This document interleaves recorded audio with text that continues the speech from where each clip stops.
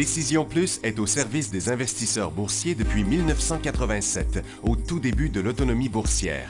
Notre logiciel de graphique Market Vision Plus et notre logiciel de code dynamique Trader Plus en ont fait sa renommée. Nous sommes encore ici parce que nous évoluons sans cesse et que nous servons bien nos clients. Découvrez nos produits et services spécialement conçus pour l'investisseur actif et autonome dans la boutique Décision Plus. Le logiciel de graphique Market Vision Plus est en français. C'est le logiciel le plus utilisé par les investisseurs de chez nous. C'est lui que vous voyez dans le feu de l'action. Trouvez, classez et analysez plus facilement avec cet outil sans pareil pour suivre la bourse et prendre les meilleures décisions. Gardez vos titres à l'œil avec Market Vision Plus. Consultez la boutique Décision Plus pour en faire l'essai pendant 10 jours sans aucun frais, c'est garanti. Laissez-nous vous guider pour analyser la bourse et prendre vos décisions. Les analystes de Guru.tv feront tout le travail pour vous. De minute en minute, nous classons les titres selon leur situation technique. Nous révélons les signaux d'achat et de vente. Nous publions des recherches poussées et nous prodiguons des conseils en temps réel. Ça commence avant l'ouverture et ça se poursuit jusqu'à la fermeture des bourses. Profitez de chaque cycle boursier avec Guru.tv. Trader Plus, l'instrument du day trader. 50 cotes qui clignotent en même temps. Autant de listes que vous voulez. Graphiques à la seconde. De 3 à 30 graphiques. Des alarmes à volonté. Des listes de cotes préparées. Des modèles graphiques préparés. Prêts à faire feu. Achetez, vendez avec Trader Plus.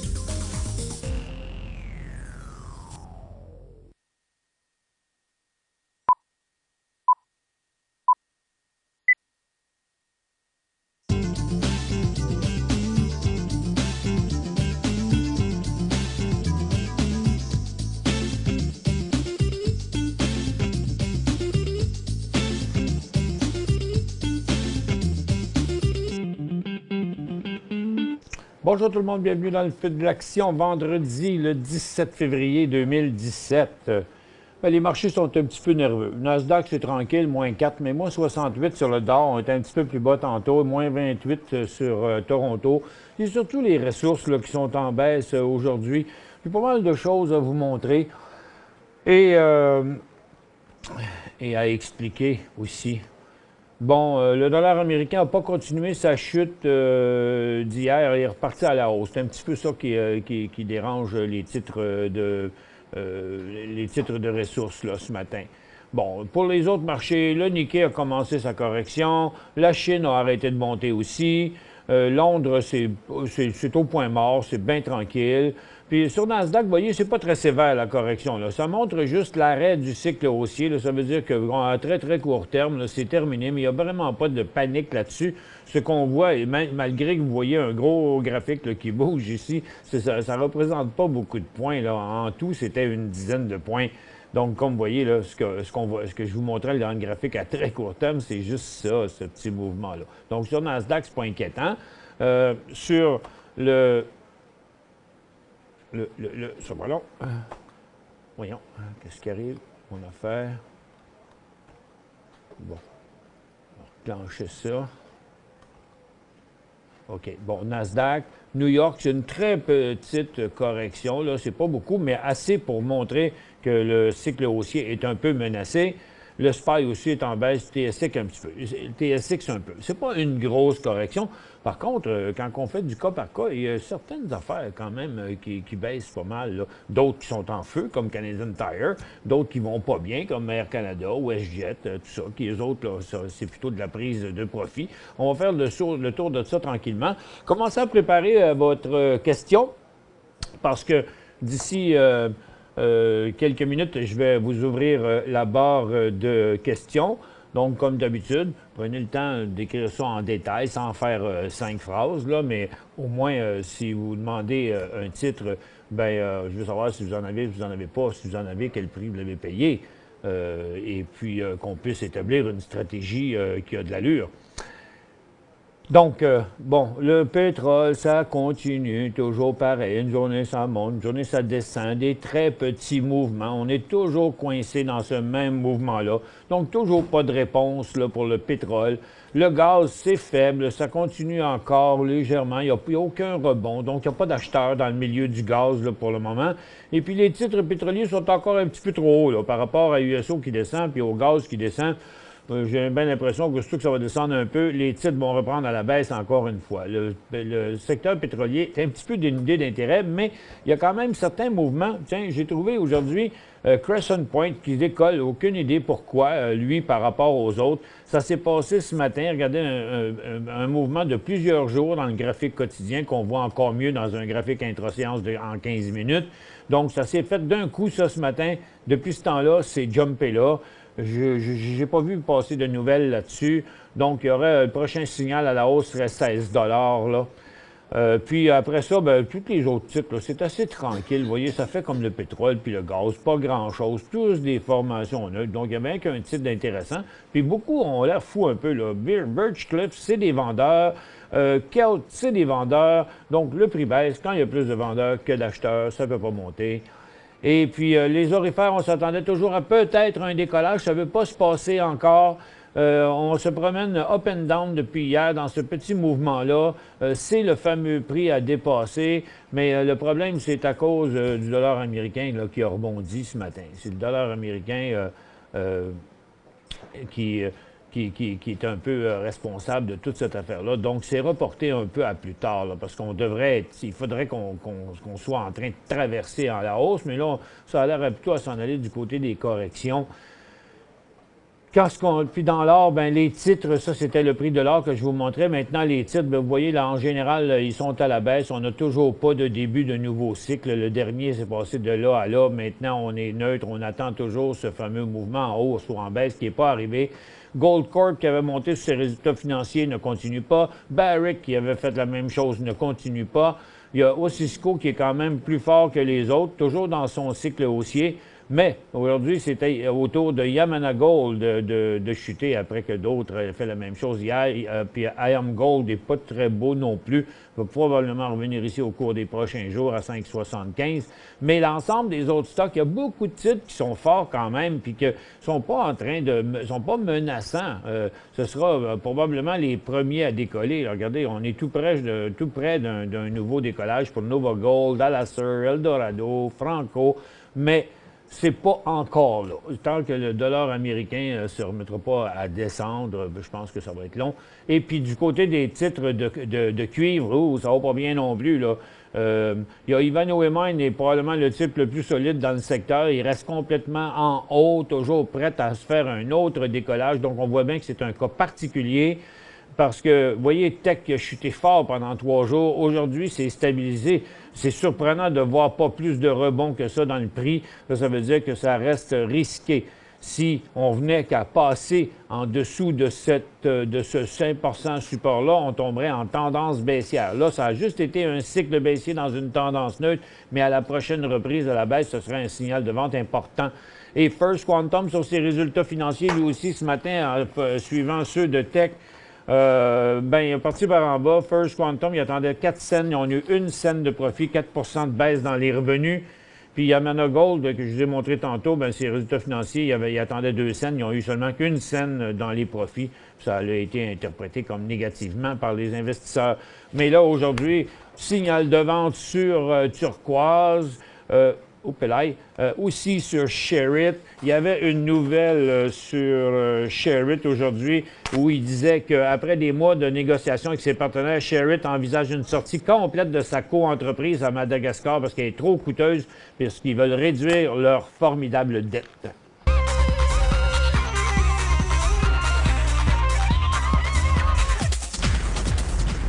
Puis un petit tour dans les autres secteurs, vous voyez la hausse ici du secteur de la consommation discrétionnaire, c'est dû à Canadian Tire. Vous savez, cette phrase célèbre que je vous ai répétée souvent, là, plus longtemps et plus souvent un support et une résistance sont testés, plus loin que ça va aller. Donc, ça faisait combien de fois que les acheteurs refusaient d'aller plus loin ici sur Canadian Tire? Rendu là, tout le monde s'attendait à ce que ça revienne encore par en bas et patard, ça a décollé hier. C'est encore en continuité. Donc, un autre 2 aujourd'hui, plus un autre 5 ou 6 hier.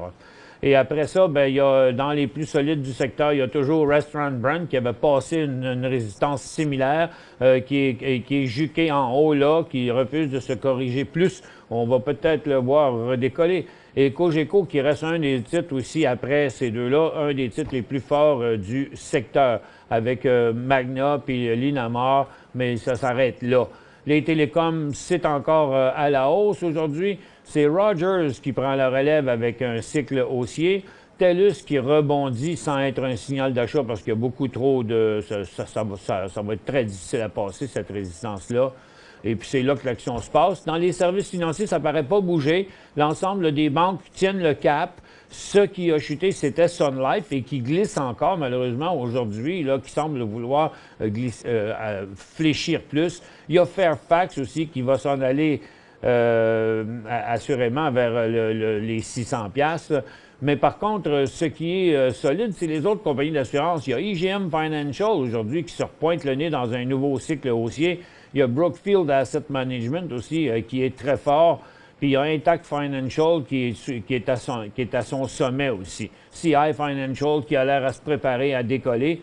Puis le reste, c'est là que l'action se passe de toute façon. Dans le secteur industriel, qui refuse d'aller plus loin après sa traversée, qui ne s'est pas fait en début de cycle, mais plutôt en fin de cycle, il y a CP aujourd'hui qui continue à être plus faible que Canadian National Railways parce que lui s'en revient vers son support, tandis que CN lui reste complètement à côté sur le bord de faire un nouveau décollage. Mais il y a WestJet qui semble vouloir débuter une correction. Il y a Air Canada qui vient de perdre à peu près 4-5 jours de hausse, puis là, qui maintenant menace de traverser en tendance baissière. Donc, attention, il y a beaucoup de monde qui ont des positions là-dedans. En bas de 13 $, ça devient un signal de vente. Tout comme Finning qui est à côté, qui n'a plus de place à descendre là, ici. Ce serait l'inversement de tendance si le titre chutait encore plus que ça. Puis, parmi les autres performants, il y a West Shore qui est décollé hier, puis ATS Inc. aussi qui est en feu. Donc, on voit là, quand même beaucoup de divergences d'un titre à l'autre dans ce secteur-là. Du côté de la santé, ça s'est corrigé hier, là, puis on dirait que bien que ça va aller encore un petit peu plus loin. Prométhique est à côté là. Pour ceux qui se demandent c'est où le point de sortie, il est quand même assez facile à identifier. Là, c'est aux alentours de 2,30 $. Donc, on espère que le titre va être supporté à ce niveau-là.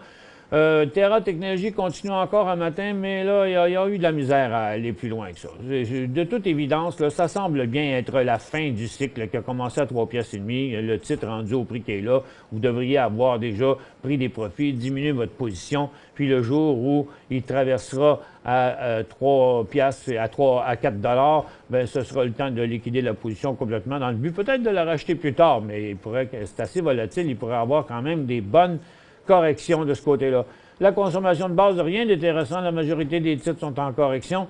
Et la technologie, bien, il y avait une nouvelle là-dessus sur BlackBerry un matin. Il y a un recours collectif de 300 employés envers BlackBerry parce que ces employés-là ont été transférés chez un partenaire, mais ils auraient perdu leur prestation de cessation d'emploi à cause de ça.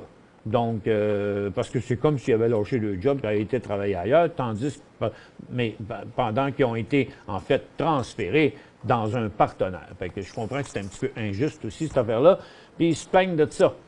Donc, on va vous ouvrir à l'instant la barre de questions, que vous avez sûrement eu le temps de les noter. Vous faites copier-coller là-dedans, vous m'envoyez ça, ça va rentrer là, assez rapidement. Voilà, j'y vais avec la première question ici de Dan Sin. Que penses-tu de SXE US que j'ai acheté à 2,72?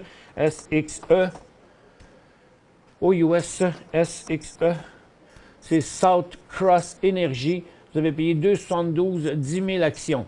Bon, vous l'avez acheté un petit peu sur le tard hier, fort probablement, mais il est vraiment fort. Là. Il a quand même fait 1 million de volume hier, ce titre-là. On va le regarder en intra-séance. Rien n'est terminé encore là-dessus. Le titre a fait un nouveau encore ce matin. Je vais vous le mettre en 5 minutes, ça va être plus détaillé. Vous voyez ici, il se tient toujours là, donc il semble bien qu'il va vouloir continuer. Par contre, c'est un service aux collectivités, ça. Il s'appelle South Cross Energy, un peu bizarre. Je ne sais pas dans quoi ça peut être dans toutes sortes d'affaires, là. Pas nécessairement dans le pétrole aussi. En tout cas, il reste encore beau. Un peu tard, là, un peu sur le tard pour ceux qui voudraient embarquer là-dedans. Moi, je vous dirais que c'est à conserver. Il n'y a pas de signal de vente à très court terme avant que le titre accroche 2,74. Et puis, mais en bas de 2,60, ce serait sans équivoque. Puis, il faudrait prendre la poutre d'escampette. Puis, HCG, est-ce que ce serait un achat? HCG...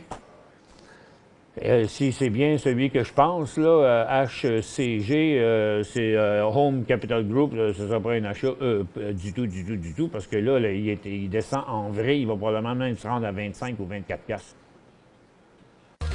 Pour joindre Michel Carignan et son équipe par courriel, écrivez à michelcarignan@decisionplus.com.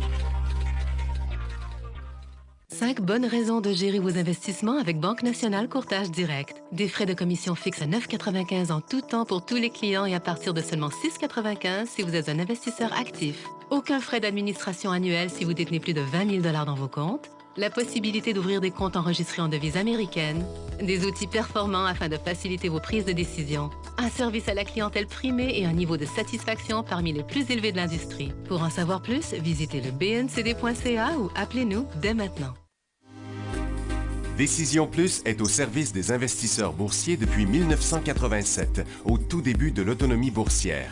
Notre logiciel de graphique Market Vision Plus et notre logiciel de code dynamique Trader Plus en ont fait sa renommée. Nous sommes encore ici parce que nous évoluons sans cesse et que nous servons bien nos clients. Découvrez nos produits et services spécialement conçus pour l'investisseur actif et autonome dans la boutique Décision Plus.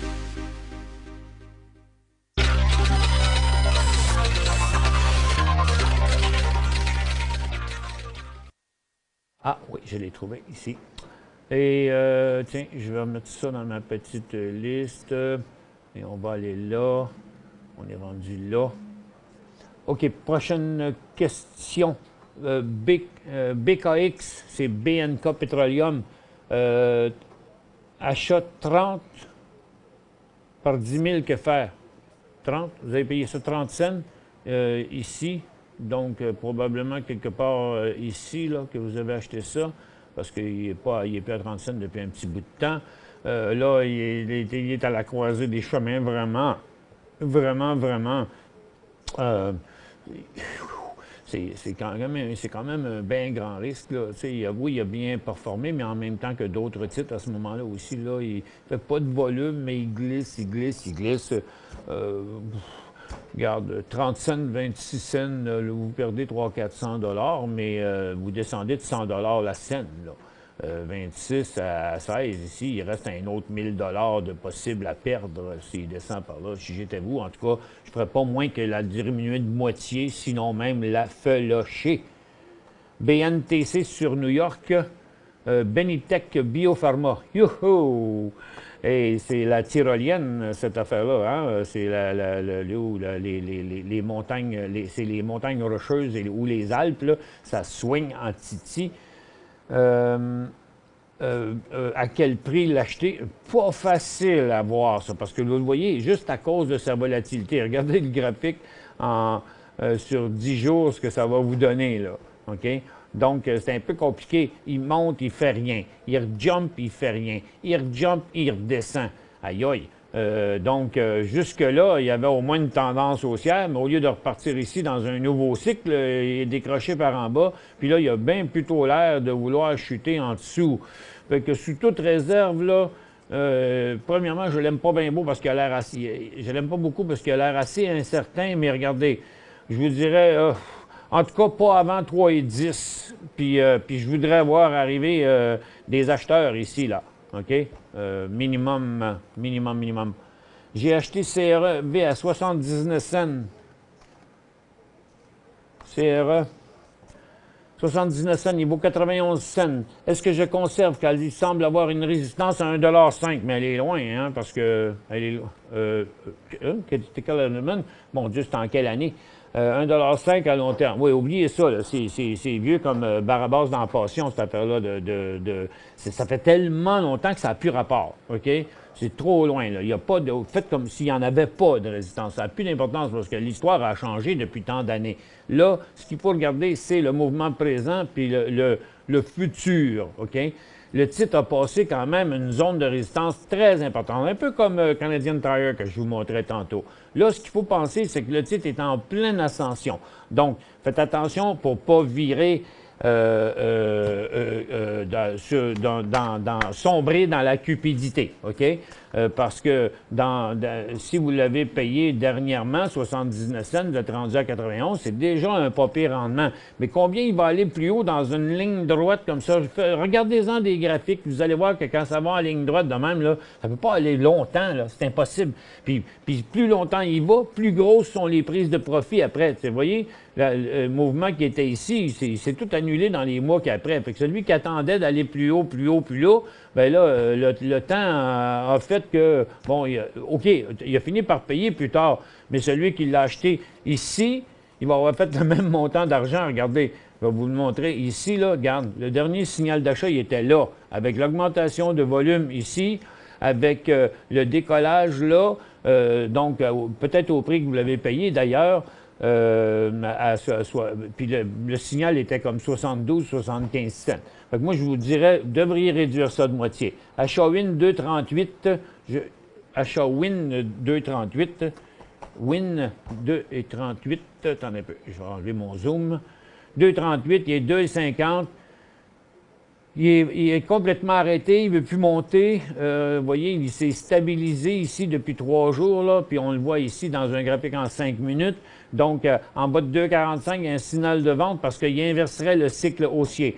Fait que vous avez le choix. Vous avez payé 2,38 à 2,45, il ne restera pas de gros de profit, mais il faut sortir pareil. Ça fait que... Mais si vous en vendez la moitié là, c'est pas un super gros profit. Mais je vous dirais, vous avez 2 choix. Vous gardez tout, puis vous vendez tout à 2,45, ou vous en vendez la moitié ici, puis vous en rachetez la même quantité de départ à 2,60.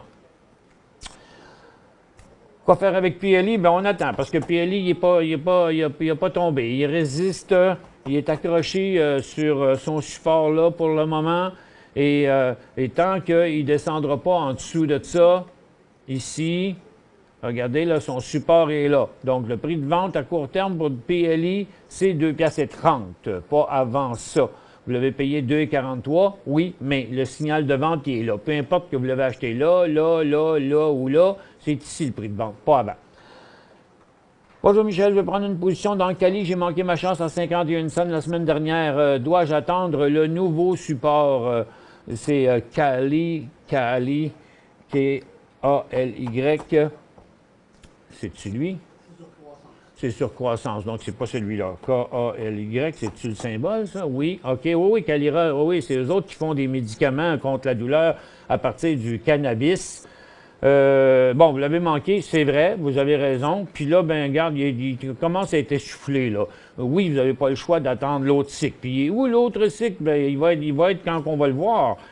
Pour le moment, je vais vous tracer ça de même, là, avec un petit peu dans le... Oh, bel aïe.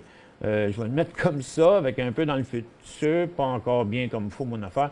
C'est là, OK. Puis le scénario serait comme exemple. Là, il reste stabilisé ici une couple de jours, puis après ça, il passe en haut, comme ça, ben c'est ça. Fait que là, attendez, au moins 2 jours de stabilité, s'assurer que le titre ne partira pas en correction. Quand son graphique intra-séance aura fait ça, comme ça, puis qu'il repartira de même, OK? Donc là, il va faire la même chose ici, là. Ce qu'il a fait là, puis ça, il va faire la même chose. Il est là, puis là, dans le moment, il est probablement ici. Fait que s'il continue à se déplacer de côté, le prochain signal va être aux alentours de 75 cents. BCB.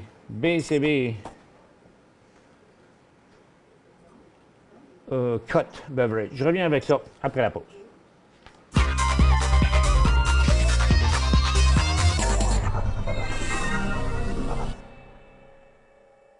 Cinq bonnes raisons de gérer vos investissements avec Banque Nationale Courtage Direct. Des frais de commission fixes à 9,95 en tout temps pour tous les clients et à partir de seulement 6,95 si vous êtes un investisseur actif. Aucun frais d'administration annuel si vous détenez plus de 20 000 $ dans vos comptes. la possibilité d'ouvrir des comptes enregistrés en devises américaines, des outils performants afin de faciliter vos prises de décision, un service à la clientèle primé et un niveau de satisfaction parmi les plus élevés de l'industrie. Pour en savoir plus, visitez le bncd.ca ou appelez-nous dès maintenant. Laissez-nous vous guider pour analyser la bourse et prendre vos décisions. Les analystes de Guru.tv feront tout le travail pour vous. De minute en minute, nous classons les titres selon leur situation technique. Nous révélons les signaux d'achat et de vente. Nous publions des recherches poussées et nous prodiguons des conseils en temps réel. Ça commence avant l'ouverture et ça se poursuit jusqu'à la fermeture des bourses. Profitez de chaque cycle boursier avec Guru.tv.